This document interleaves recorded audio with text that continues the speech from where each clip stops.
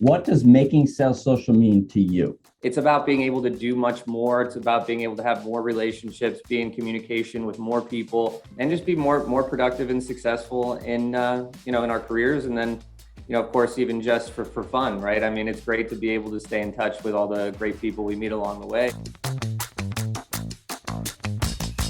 Welcome to the Making Sales Social podcast, featuring the top voices in sales and marketing. Join hosts Bryn Tillman and Bill McCormick as they discuss the best tips and strategies they are teaching their clients so you can leverage them for your own virtual and social selling. Here are your hosts, Bryn Tillman and Bill McCormick. Welcome to Making Sales Social. I'm Bill McCormick. I'm Bryn Tillman. So Bryn, tell me who's joining us today. Well, we have a really special guest today, and I'm pretty excited because we've actually overlapped professionally, but never actually worked together.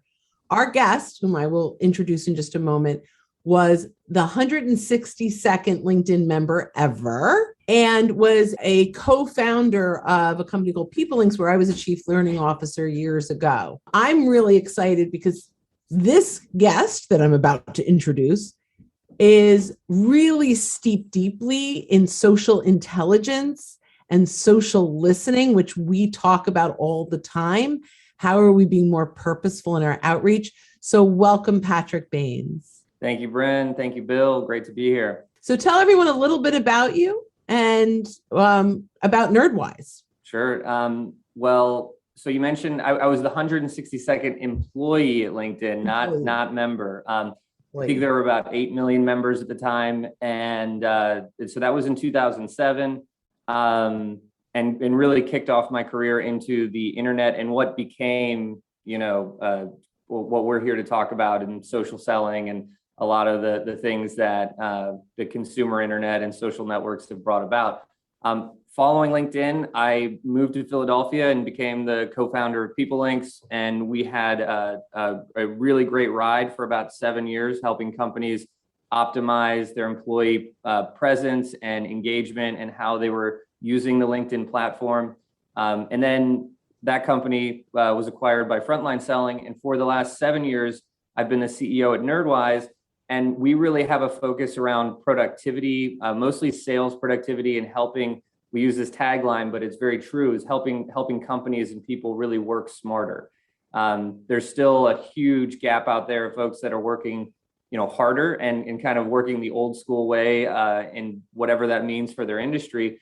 And as you both are well aware, there's a huge opportunity to leverage a number of different tools and resources to become dramatically more productive and successful in our roles. I can't wait to unpack some of this, but first of all, what we like, Patrick, is to ask every guest the same question: what does making sales social mean to you? Well, that's definitely a loaded question because there's a lot that I could touch on, but I think that probably the most principal part is what social networks, and I know LinkedIn is the one that we're mostly talking about, but it applies to all of them, and what they've done to increase our capacity as individuals, as brands, in terms of the amount of people that we can connect with, the amount of relationships that we can maintain, and what we can do with those networks over time. And I always point to again, pre-social networks, you had a limited ability to even build a network, right? Maybe you had a stack of business cards, maybe you had an email list that you were,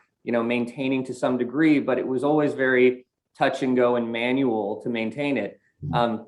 Today you can meet somebody, connect on LinkedIn, and they're part of your network for life. You get their updates, they get your updates, you can stay engaged. And so, our networks have been able to go from, and there's a lot of science that backs this up, where, our brains could only handle about 200 or something relationships prior to all this technology. Now it's, of course, as we know, thousands. So I think that's the kind of core part of it is it's about being able to do much more. It's about being able to have more relationships, be in communication with more people, and just be more productive and successful in our careers. And then, of course, even just for fun, right? I mean, it's great to be able to stay in touch with all the great people we meet along the way and not kind of evaporate into the ether until you run into them, 15 years ago. Awesome. 15 years from now. 15 years from now. Yeah. Right. Time is, Yeah, time is, All right. I don't know what year it is anymore. Well, I absolutely love that. And so when we opened up, we talked a little bit about social intelligence, being purposeful, social listening. A big piece of what Social Sales Link talks about is kind of do your pre-work before you're reaching out. Right now, our pre-work is primarily done on LinkedIn and Google, but you talk about, and you do something very differently. Talk about the importance first of pre-work before we talk about how you go about doing it. Sure. I mean, and of course, not every business is the same. Not every target client prefers to be engaged the same way, but our kind of approach, and it took me a while to get here as a practitioner of marketing and sales, but our approach has evolved now where we start with what I would consider to be more advanced marketing automation, whether that be using tools like Marketo, Pardot, Outreach, Mixmax, and some of that stack to help salespeople increase and improve their prospecting efforts. And then when you start there, we are able to identify, hey, not only do we get some upfront opportunities, but we've identified that these target clients are showing interest. We're tracking them on your website. They clicked your calendar link, but they didn't respond. And so when we're able to do that, we call it at NerdWise, we call it lead surfacing. A lot of people call it marketing qualified leads, but the reason we call it lead surfacing is because now we're not only identifying these folks, but then we're prescribing them what to do next. And similar to the old People Links days, we present it as an activity, let them kind of take action on it and redeem some points. And so from our perspective, is the way most of our clients are operating today is before they ever go to LinkedIn or pick up the phone, they know who is in their marketing funnel, who has awareness and is showing interest in what they do. And so then they would go out, research them on LinkedIn or pick up the phone and make a phone call. And the flip side of this is if you were to start on the phone or start with LinkedIn first, you're not going to get that intelligence back right away. You won't know, did they listen to my voicemail and did they perk up and write down my name? Did they read my message on LinkedIn and go back to it again to see about responding? You don't get the same data, the same intelligence. But when you start with email and marketing automation tools, you get so much intelligence back that is often missed by the sales team. The marketers know about it, but the sales team doesn't act on it. They might get a report, they might get a spreadsheet. Salespeople don't like working from analytics and those types of things. So that's where we've been operating lately is on that area. So, I hear this as sort of buying triggers, right? They're buying opportunities, and Sales Navigator gives us a couple of those that are pretty generic. They hired a whole bunch of new people, or but nothing concrete and nothing personal to me and my business for sure. Sales Navigator also has things like smart links where you can see who's clicked through and what they've done. And there are tools like BombBomb or Dub where you can send out video and see some tracking. But what I'm hearing where there's a gap, and correct me if I'm wrong, is between the moment that someone reacts to what we've done and how we respond. And that's where the gap is. Is that right? It is. The other way to look at it is that as you both are well aware, marketing and sales are working closer together and more connected than they've ever been, right? Salespeople are now their own marketers in many cases. And so the other gap, or the other way that we look at it, is that the folks that are running these sophisticated marketing automation programs, whether they are brand to prospect, like promoting webinars and things and getting some intelligence, or they're tracking website traffic, the things that live in the marketing kind of tower, often don't make it to sales, or they don't make it there in the most actionable way. Now, some places they do a very good job of this, but when you're running that through down to sales reps, they might just feed off of the leads that are coming in and what's happening up front. But there's all of that intelligence around, hey, yes, we got 300 leads this month or whatever the number is, but there's another 300 that they've didn't sign up, but they've been on our site, they've been engaging with us. And then how you put that into the hands of your sales reps so that it not only becomes actionable, but trackable. And we call it a targeted follow through. And so it's letting the kind of maximum benefit of those marketing programs come to life so that the reps can take it from the 50-yard line to touchdown. So can I ask you just quickly, and without going too deep into the product right now, just kind of the strategy or the mindset around, what are some of the triggers that you see and there's responses you recommend? The basic trigger is lead scoring. It's classic lead scoring. So we are tracking and scoring all of these target prospects that we're engaging from a marketing automation perspective. And then the folks that score the highest are the ones that become the primary targets to take action on, right? You can't get through all of them as a rep, but if you're going to get to work, start with the folks who are showing the highest levels of interest. So we score things like, how many of our emails have they read in total? How many times have they been to our website? How many pages did they visit? How many, did they click on the calendar link, which means they were this close to booking a meeting and didn't? We score all of that. I think to the first part of your question, that's, and I can't remember how you phrased it. How did you phrase the? Yeah, so it's okay. So here are the triggers. They clicked on those a are the calendar triggers. link. So they clicked on a calendar link and they didn't schedule. What's a recommendation that you'd give a rep to do now? Now it's time to check them out on LinkedIn. Look for some of the data points that you can leverage. Get that intelligence around whether it be mutual connections, you've got a client in common, you see something about, this happens constantly. I had a call with a client 2 weeks ago.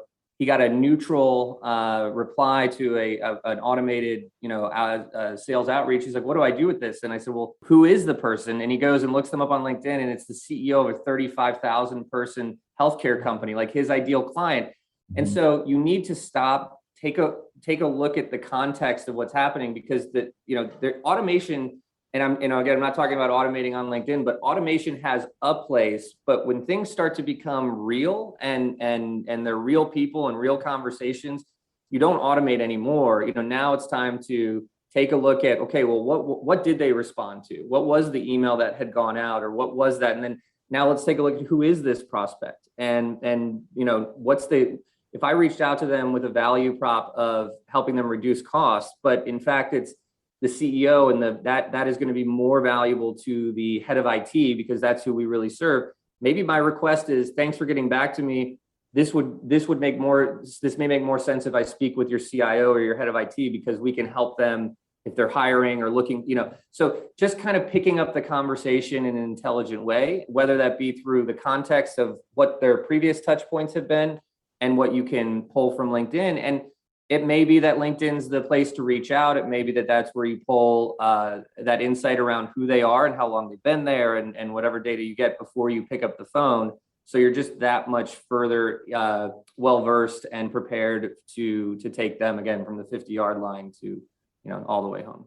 Yeah, so I love that, and for our listeners, I hope you heard what Patrick said. So the automation comes with information. So we automate to pass on information. We never automate to build relationship, because you can't. As Bryn classically says all the time, you wouldn't send a robot to an in-person networking meeting to represent you. And if you think about doing that, watch the movie Multiplicity with Michael Keaton. It's an older movie. Best movie ever. It really shows it. But at some point in time, you have to talk to them, right? It's as our friend Larry Levine says, all business is personal. So we need, and all business is social also. So at some point in time, you're looking for an opportunity to have a conversation. And so what Patrick's talking about, these are some triggers that have shown some interest, but it's an interest and a curiosity, and you don't know the level, and I'm sure Patrick would never say to someone that you reach out to some, hey, Bryn, so you're a lead score of a 95 on my radar, so I thought I'd reach out. No, it's reaching out and finding a context to connect. And LinkedIn is a great way to do that. And the lead score is not a context. Yeah, and that definitely is not a context. You mentioned mutual connections, Patrick, but I would worn off of that. To me, when somebody reaches out to me and says, hey, I see we have some mutual connections, that to me is like the pickup line on LinkedIn. Hey, you come here often. But we can reach out to those mutual connections to get the warm introduction. And that's where I was going. There's so much good stuff here. Some people that are listening were probably like, in the beginning of this podcast saying, oh my God, he said automation. Bill and Bryn are so against automation, but we use automation. It's using it in the correct way. We use automation in our email, right, not in LinkedIn, just for the record.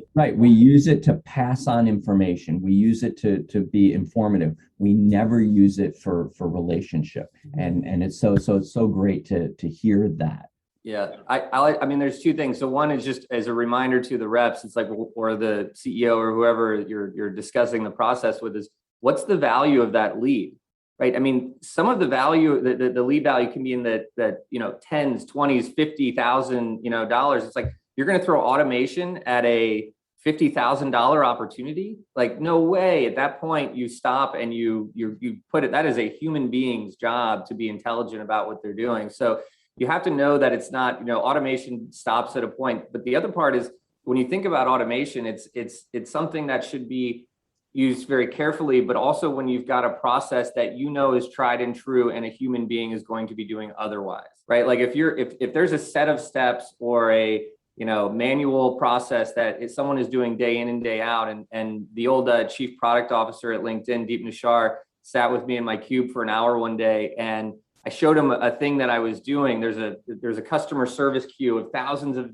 emails where people are asking the same questions, and I was bulk selecting them and giving them all like the canned response. I was like, is this okay to be doing? I'm going through thousands of emails. And he looked at me and he said, any chance you get to get off the rat wheel, you take it. And that always just stuck with me. And again, not everything. Now, when I did that and then I got responses back, now I was having real conversations. Right now, the customer's like, thank you, you solved my problem, or excuse me, there's something else we need to be dealing with here. And if I wasn't doing it that way, we would have had to hire 5, 6 more customer service reps to deal with that queue of people that were all asking the same question. So yeah, any chance you can get off the rat wheel, you take it. And we actually teach all of our clients, like one of our core beliefs is we need to slow down our outreach to speed up the outcome.